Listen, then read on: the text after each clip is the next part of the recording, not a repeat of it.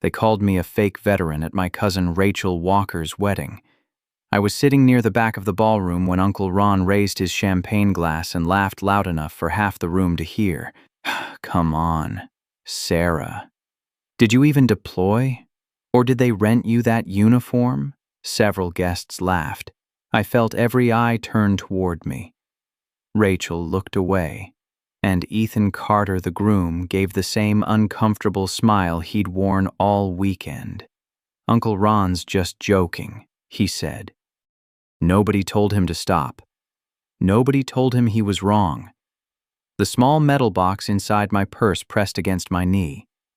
Inside it was the commendation citation from an operation called Falcon Ridge, a name nobody in that ballroom should have known. Then something changed. At the head table, Colonel James Walker, Rachel's father, slowly rose from his chair. His eyes locked onto mine. The color drained from his face. He wasn't looking at a fake veteran. He was looking at someone he recognized. And in that moment, I realized the people laughing had no idea what story they had just stepped into. My name is Sarah Mitchell. I was 42 years old, living quietly outside Richmond, Virginia, and trying very hard to leave certain parts of my life in the past. Most people who met me saw a reserved woman who preferred books to parties and silence to small talk. My family saw something even simpler. The difficult cousin. The military cousin. The one who never quite fit. Years earlier, I had served as Major Sarah Mitchell in the United States Army. But around family, that title rarely existed. To them, I was a government employee, a desk officer, a woman who supposedly spent her career pushing paperwork somewhere far away from danger. The truth never seemed to interest them very much. Comfort did, and comfortable stories are often easier than true ones. The strange thing was that Rachel hadn't always been that way. When we were children, we were inseparable. We spent summers at our grandparents' lake house, shared secrets, shared birthdays, shared dreams about the adults we would someday become. Back then, she never treated me like an outsider. Neither of us did. The distance came later. Slowly, almost invisibly. Around the same time, our family learned to measure success by what looked impressive at dinner parties. Lawyers, doctors, executives, people whose accomplishments could be explained in 2 sentences. Military service didn't fit neatly into those conversations, especially not the kind of service that came wrapped in silence. 3 months before the wedding, Rachel called me. Her voice sounded excited and nervous all at once. I really want you there, Sarah. I smiled. I wouldn't miss it. There was a brief pause.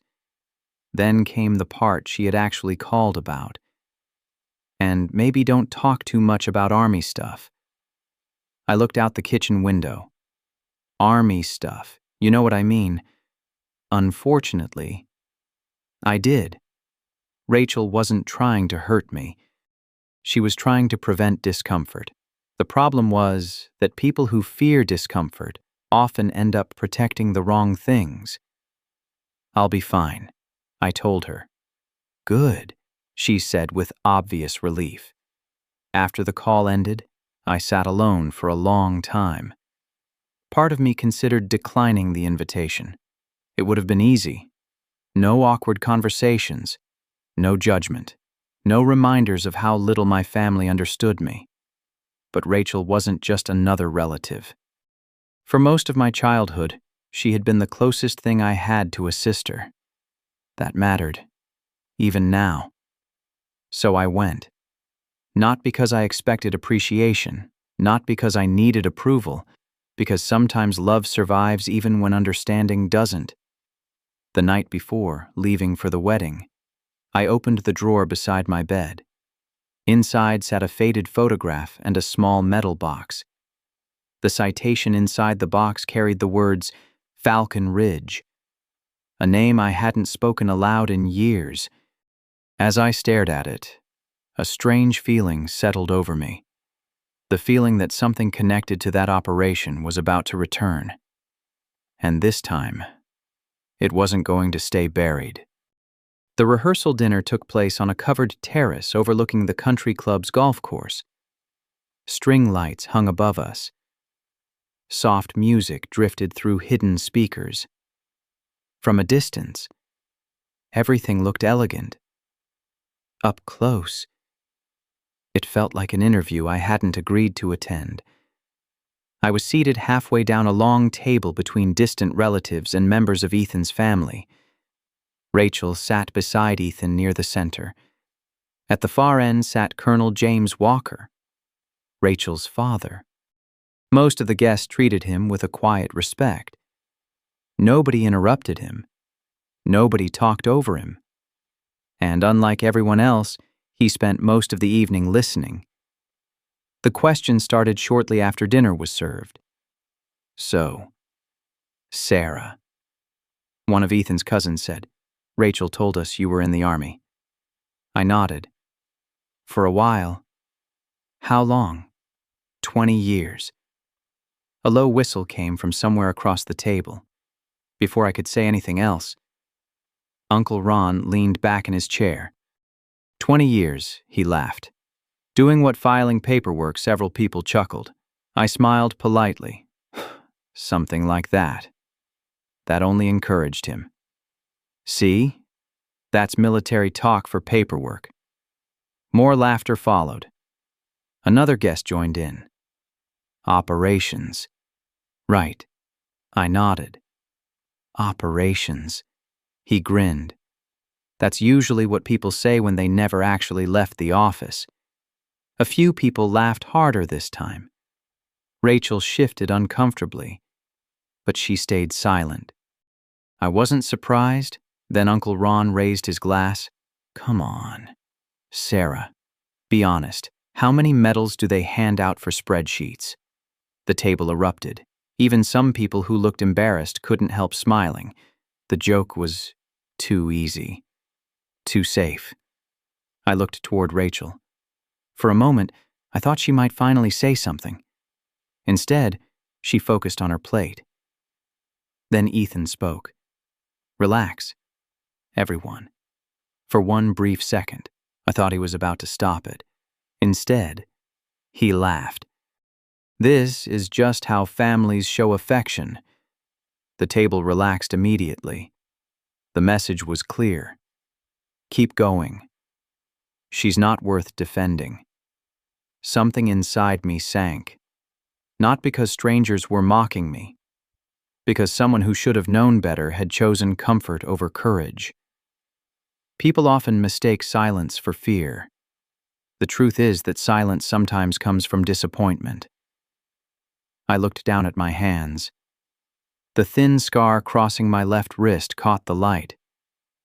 A small thing, easy to miss, unless you knew exactly what you were looking for. At the far end of the table, Colonel Walker suddenly stopped eating, his eyes fixed on the scar. Then, on my face.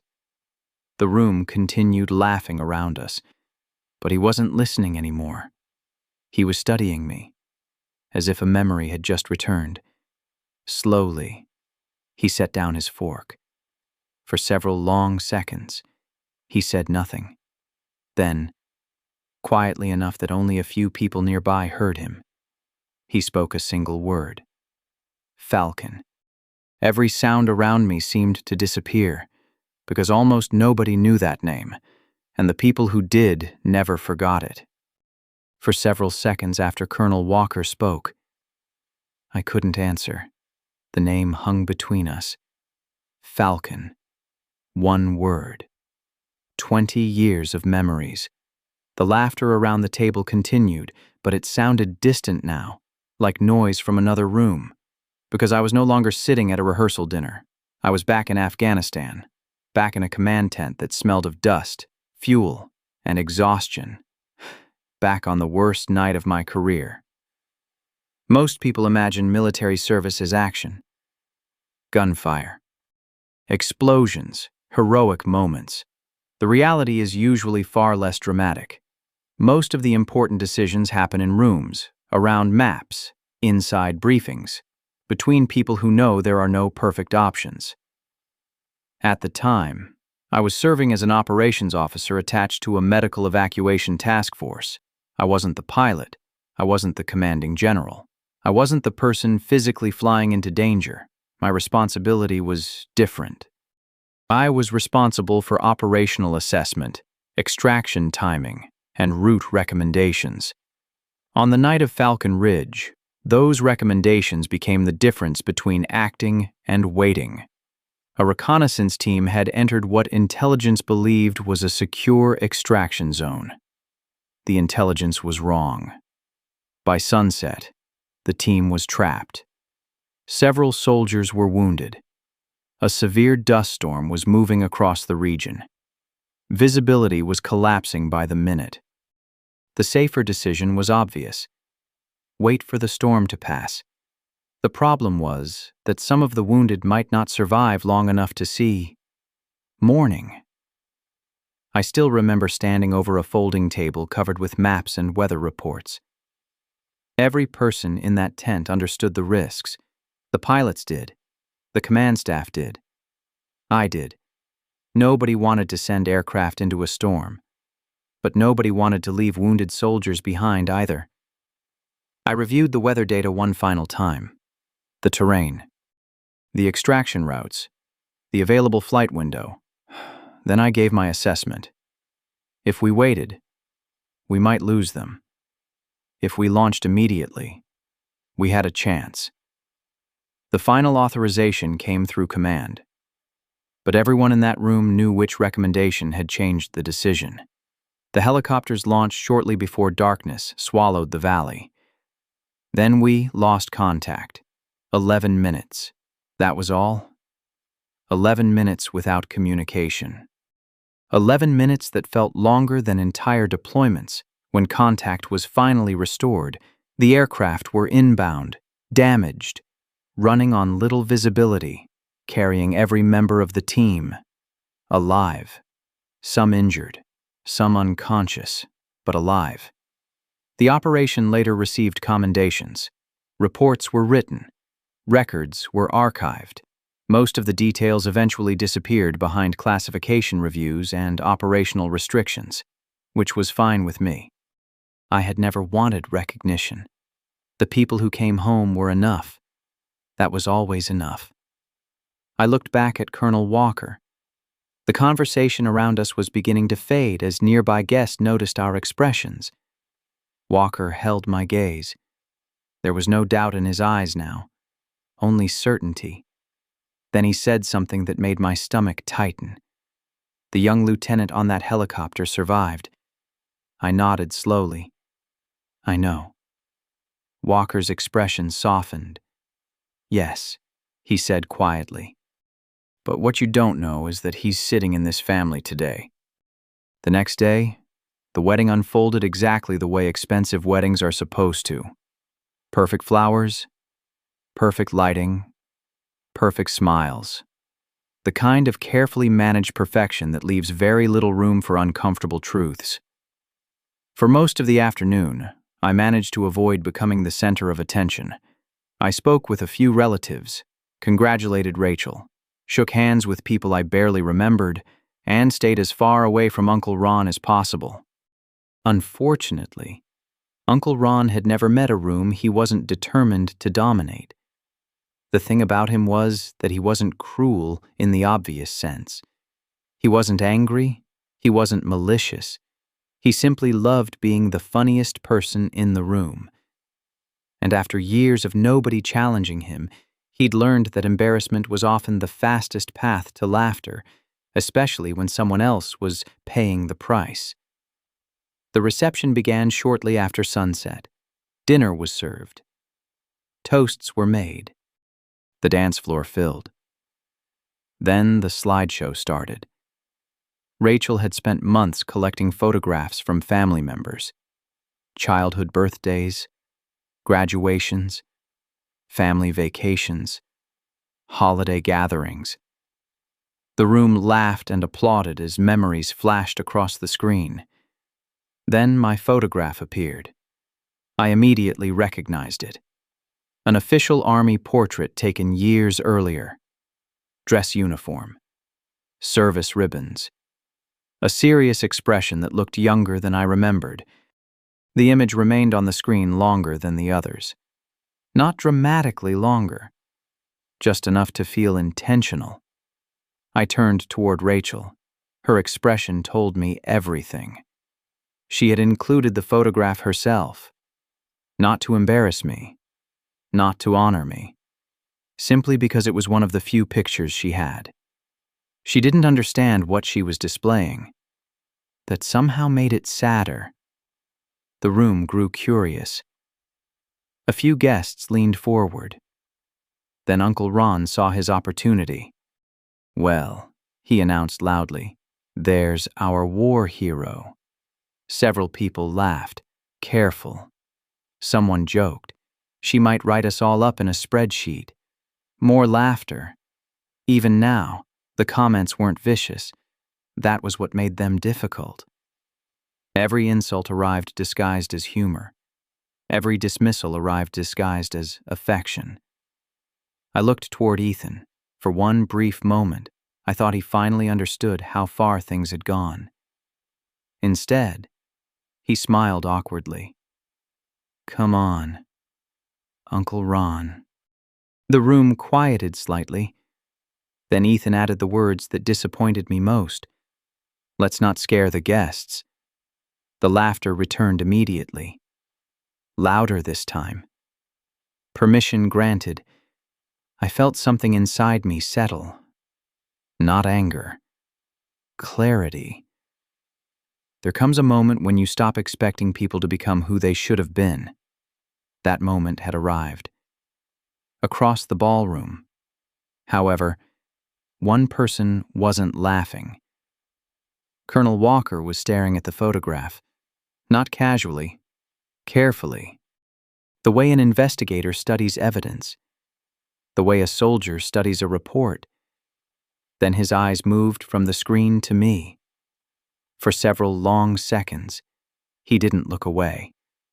When the slideshow finally ended, applause filled the room. A moment later, I felt a hand gently touch my shoulder.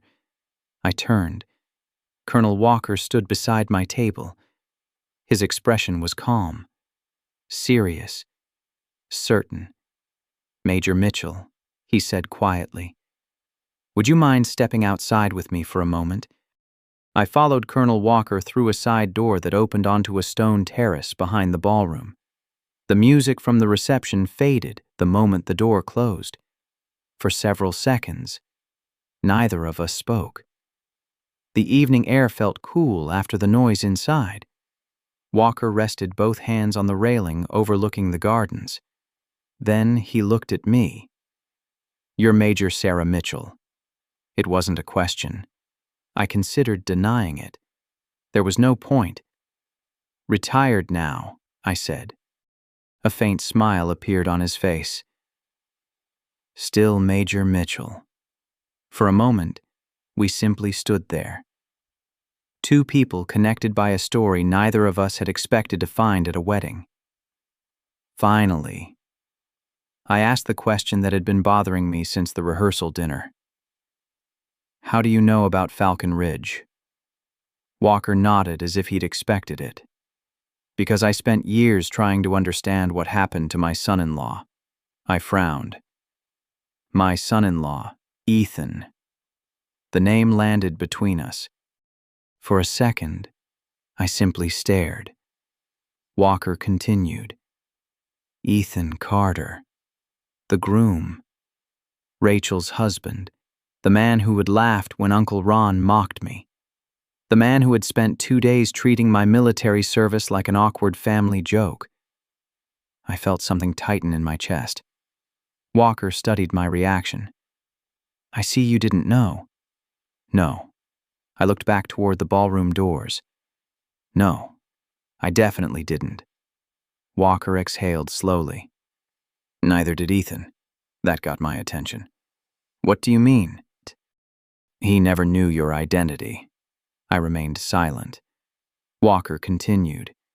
When Falcon Ridge happened, Ethan was 24 years old. I remembered that much. Barely. A wounded lieutenant. Severe blood loss. Unconscious before extraction was complete. Walker nodded. As far as Ethan understood, he was rescued by a medevac operation. He paused. The reports he received afterward contained unit designations, operational summaries, and command references. No names, no faces. No. Major Sarah Mitchell. The operation went through classification reviews not long afterward, Walker said. Most individual identities disappeared from the versions he was allowed to access. Suddenly, the entire situation made sense. For years, Ethan had known that someone made a decision that saved his team. He simply never knew who. Walker reached inside his jacket. This time he removed a folded photocopy. The Falcon Ridge After Action Report. My name appeared near the bottom of the first page. Major Sarah Mitchell, Operations Assessment Officer. I stared at it. The same words I hadn't looked at in years. How did you get this? Ethan spent years trying to understand what happened during that mission. Walker smiled sadly. Military fathers become very good researchers when their children almost die. That was probably true. He carefully folded the document again. Then he looked directly at me. Sarah, there is something you need to know. The seriousness in his voice immediately caught my attention. What? Walker glanced toward the ballroom, toward the celebration, toward the man who still had no idea. Then he said quietly, Ethan has spent his entire adult life wishing he could thank the person who made that call. He paused. And tonight, he's going to find out that person has been sitting at his wedding all weekend. The wedding reception reached its peak shortly after 7 o'clock. The ballroom glowed beneath crystal chandeliers. Champagne flowed, music played. Guests moved between tables sharing stories and laughter. From the outside, it looked like the perfect wedding. From where I sat, it felt like a countdown. I had returned from my conversation with Colonel Walker nearly an hour earlier. Since then, I couldn't stop looking at Ethan, not because I was angry, because I knew something he didn't. A truth sitting quietly in the room between us. A truth that had survived 20 years. Across the ballroom, Rachel looked happier than she had all weekend. She was dancing with friends, taking photographs, enjoying the evening she had spent months planning. Part of me hoped the night could simply end there. No revelations, no embarrassment, no public correction, just a wedding. Unfortunately, some people don't know when to stop. Uncle Ron was one of those people. The later the evening became, the louder he grew. Each drink seemed to increase his confidence. Each laugh encouraged him further. By the time speeches were announced, he was practically performing for the room. Guests expected it. Some even enjoyed it. Because for years, Uncle Ron had been rewarded for being entertaining, even when entertainment came at someone else's expense. I watched him rise from his chair holding a champagne glass. The room immediately quieted. Several guests smiled in anticipation. Rachel's expression tightened slightly. Even she seemed nervous. Ron grinned. Well, he announced, before the official speeches begin, I think we should acknowledge the real hero of the family. The room chuckled. I already knew where this was going. So let's all raise a glass to Cousin Sarah. More laughter. A few people glanced toward me. 20 years protecting America from dangerous spreadsheets. The ballroom erupted. Some guests laughed openly, others looked uncomfortable. A few stared down at their plates. Rachel looked horrified. Uncle Ron. But he continued. "Come on," he said, pointing toward me. "If she's really a war hero, let's hear a story. One deployment. One battle. One thing that proves she wasn't just sitting behind a desk the whole time." The room became uncomfortably quiet, not silent, waiting, watching, expecting. I could feel dozens of eyes on me. I could have answered. I could have ended the conversation in seconds. Instead, I remained seated, calm, still, the same way I had remained calm every other time someone decided my silence meant weakness. Across the room, Ethan shifted uneasily. For a moment, I thought he might finally stop it. Instead, he gave a nervous laugh. "Ron, maybe leave Sarah alone." The words sounded weak even as he said them. Not a defense, not a correction, just an attempt to avoid discomfort. Exactly what Rachel had been doing all weekend. Uncle Ron raised his glass again, smiling, preparing another joke. Then the microphone crackled. The sound cut through the room like a knife. Every head turned. Near the stage, the master of ceremonies looked confused, then nervous, then suddenly very respectful. Because Colonel James Walker had just stepped beside him, and for the first time all evening, Uncle Ron stopped smiling. The ballroom fell silent as Colonel James Walker stepped onto the stage. Not polite silence. Curious silence. The kind that appears when people sense something unexpected is about to happen. Walker accepted the microphone. For a few seconds, he simply looked across the room. His gaze passed over Rachel, over Ethan, over Uncle Ron, then finally stopped on me.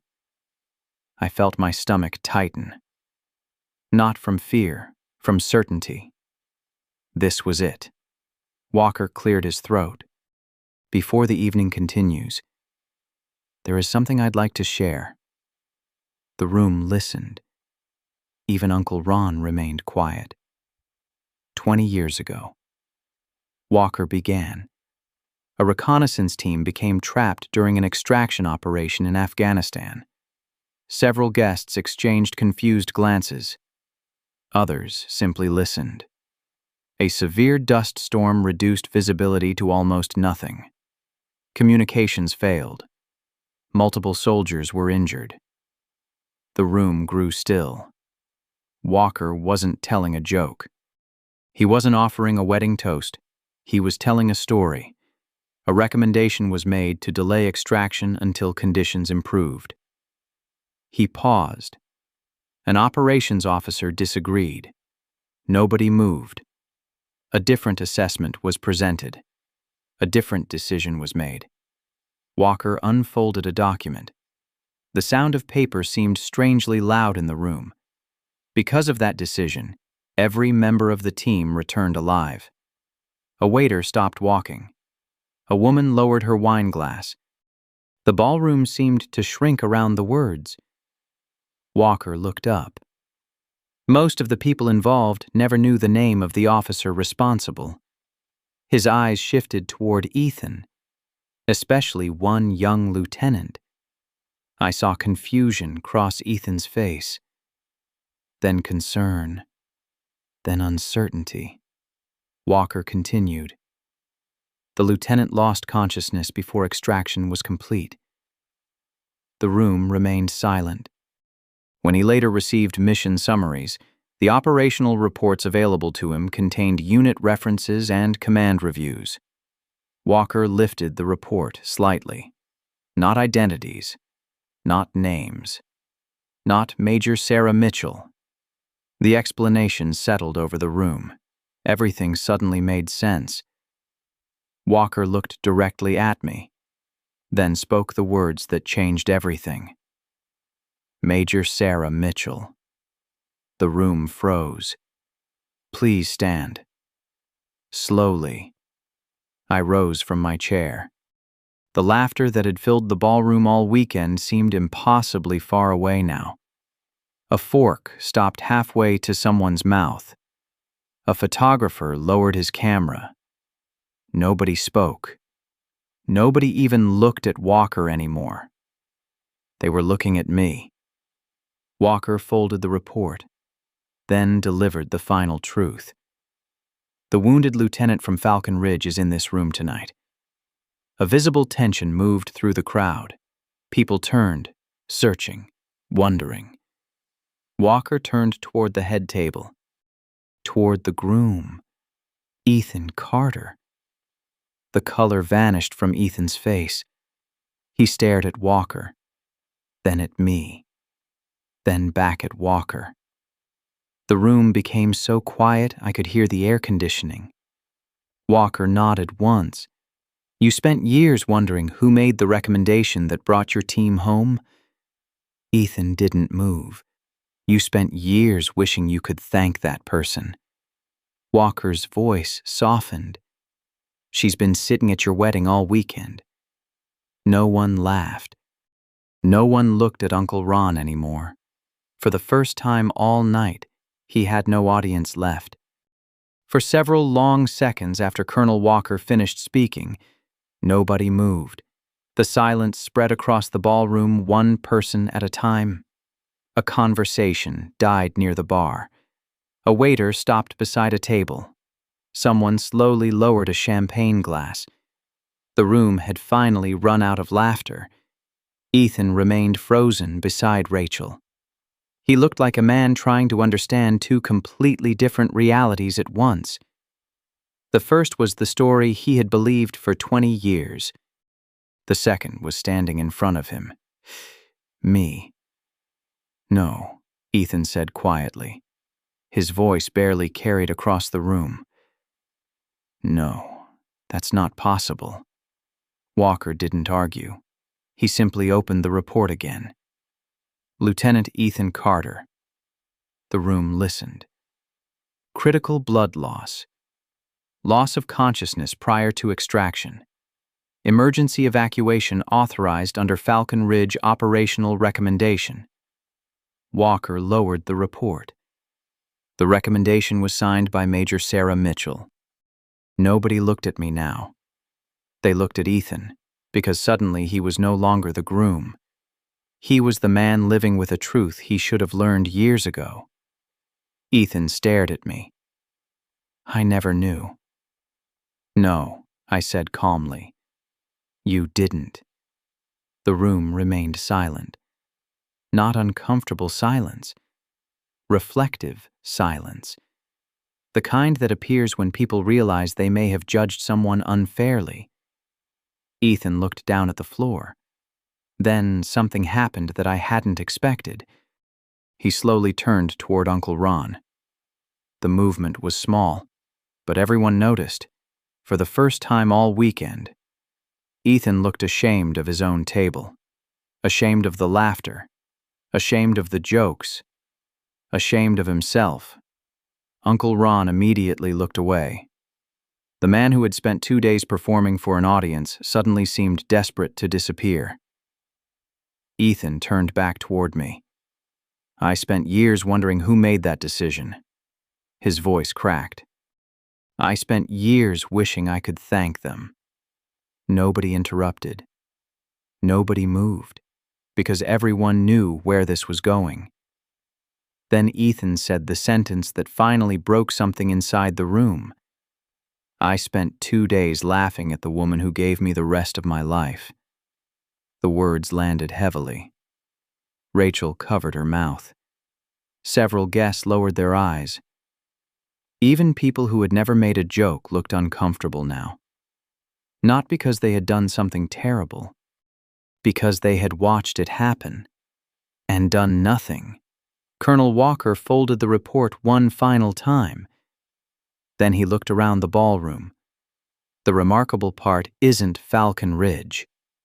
His voice remained calm. The remarkable part is that Major Mitchell sat through every joke, every insult, and every false assumption this weekend. He paused, and never once used this story to make herself look important. The silence deepened, because everyone knew that was true. I could have ended the conversation at any point. I simply chose not to. People often mistake silence for surrender. The truth is that silence sometimes comes from strength. Ethan took a slow breath, then stepped forward. For the first time all weekend, there was no smile, no nervous laugh, no attempt to avoid discomfort. Only honesty. And when he spoke again, his voice was barely above a whisper. "Sarah," I met his eyes. "I am so sorry."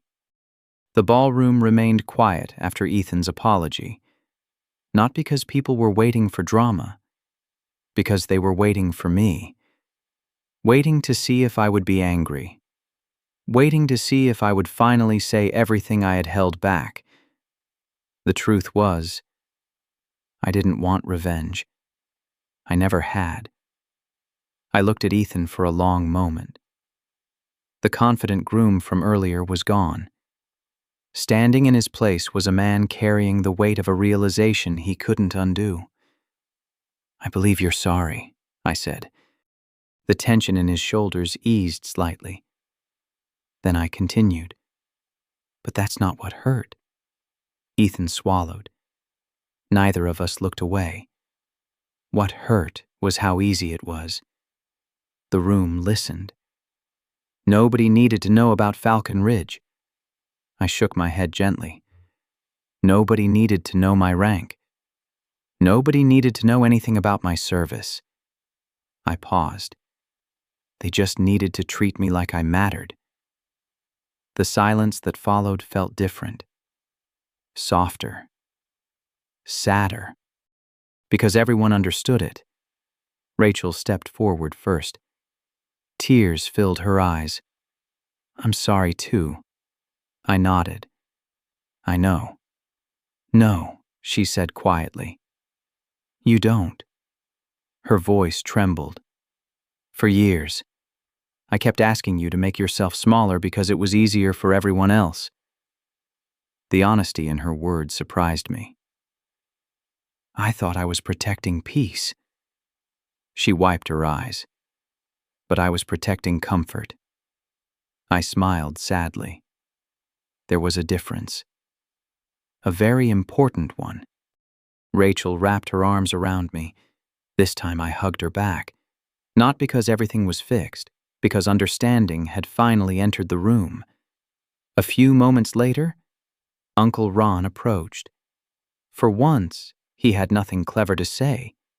No audience, no punchline, just an older man standing in front of the consequences of his own behavior.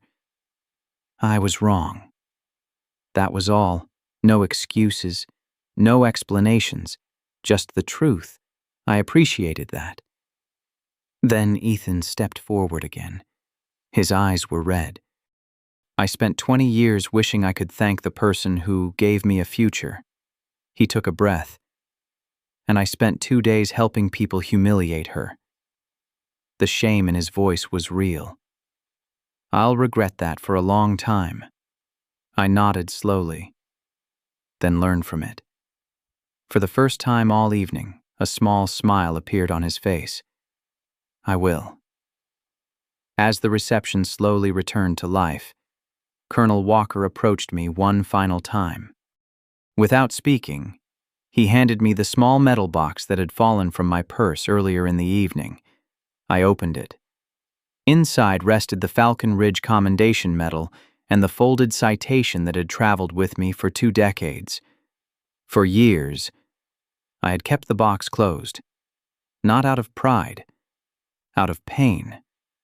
Tonight felt different. Walker stood a little straighter. Then, in full view of the people nearest us, he offered a formal salute. I returned it, not because I needed recognition, because respect given honestly should be honored. When the evening finally ended, I walked out beneath the Virginia night sky carrying the same metal box I had arrived with. The difference was that I was no longer carrying the silence alone. People often mistake silence for weakness. What they forget is that the truth does not need to shout. It only needs enough room to arrive. And finally, it had. One of the most important lessons life teaches us is that not everyone will recognize your value when they should. Some people will judge you based on assumptions, appearances, or the version of you that is easiest for them to understand. But your worth is not determined by their opinion. Real strength is continuing to walk with dignity, even when no one is applauding, defending, or understanding you. The truth may take time to surface, but character reveals itself in how we carry ourselves while we wait. If this story meant something to you, share your thoughts in the comments below. Have you ever been underestimated or misunderstood? We'd love to hear your story. And if you enjoy stories about courage, honor, resilience, and quiet justice, please subscribe to the channel and join our community for more inspiring stories every week.